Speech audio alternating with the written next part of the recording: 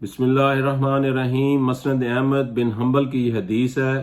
حضرت عبداللہ بن عمرو بیان کرتے ہیں، حضرت صلی اللہ علیہ وآلہ وسلم نے فرمایا، حرص سے بچو کیونکہ اسی برائی نے پہلوں کو برباد کیا، ان کو قطع رحمی پر آمادہ کیا اور انہوں نے رحمی رشتے کاٹ دیے اور ان کو بخل کی ترغیب دی اور وہ بخیل بن گئے، اور ان کو فسق و فجور کی راہ دکھائی اور وہ فاسق و فاجر بن گئے۔